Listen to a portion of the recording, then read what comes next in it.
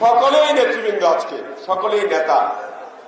আপনারা নেতারাই এই জেলার নেতার নির্বাচন করবেন আজকে, এটা সফল হোক।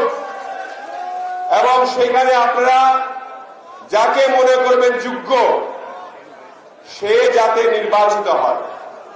আমার অনুরোধ এটা, আমার অনুরোধ হলো আপনারা তাকেই ভোট দিবেন যিনি আগামী নির্বাচনী বৈতরণী পার করতে সক্ষম হন।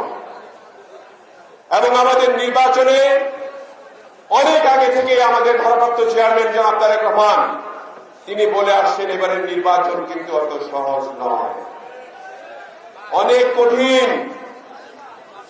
এই যে যারা পিআর করছে, পিআর মানে কি একজনকে জিজ্ঞেস করা হয়েছিল কালকে 18 তারিখের যে মিটিংয়ে, অনেকগুলা মৌলবী হাজির হয়েছেন। একজনকে ডেকে সাংবাদিক জিজ্ঞেস করেছে, আচ্ছা ভাই পিআর মানে কি? পিআর মানে আমাদের সাহেব বলছে পিআর 500, আমাদের সাহেব বলছে পিআর 500। পিআর 500 কি? মানে পিআর তারাই বুঝে না। আবার পিআর নিয়ে তারা নির্বাচনকে একটা বানচাল করার চেষ্টায় আছে। এই পিআর হবে না, পিআর হবে না। বাংলাদেশে প্রার্থীর যোগ্যতা অনুযায়ী নির্বাচিত হয়ে বাংলাদেশ জাতীয় দল ইনশাল্লাহ ক্ষমতা আসবে।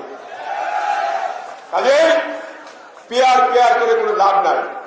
ফেব্রুয়ারির 12 তারিখে নির্বাচন হবে অথবা 7 তারিখে নির্বাচন হবে, ফেব্রুয়ারির মধ্যে নির্বাচন হবে। এবং এই নির্বাচনের প্রয়োজন বোধে আমাদের সকলকে ঐক্যবদ্ধভাবে, শৃঙ্খলাবদ্ধভাবে সবকিছু বিলীন করে আমাদের এই জাতীয় শক্তিকে আমাদের এই বাংলাদেশের জনগণের জন্য ক্ষমতায় বা সরকারে বসাতে হবে।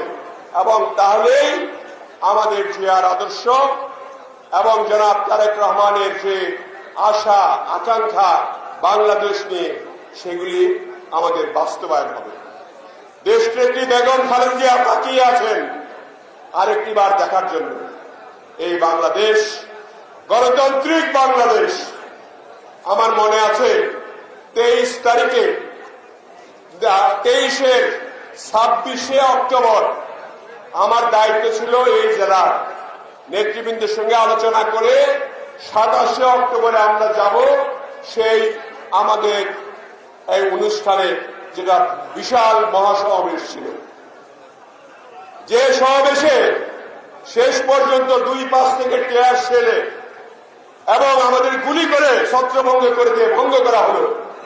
সেখানেও আজকের উদ্বোধক আমাদের মাননীয় মহাসচিব শেষ পর্যন্ত আপনার সমস্ত মাইক কেটে দেওয়ার পরেও হ্যান্ড মাইক দিয়ে আপনাদের কাছে আবেদন রেখেছে এই যুদ্ধ চালিয়ে যাওয়ার জন্য। শেখ হাসিনা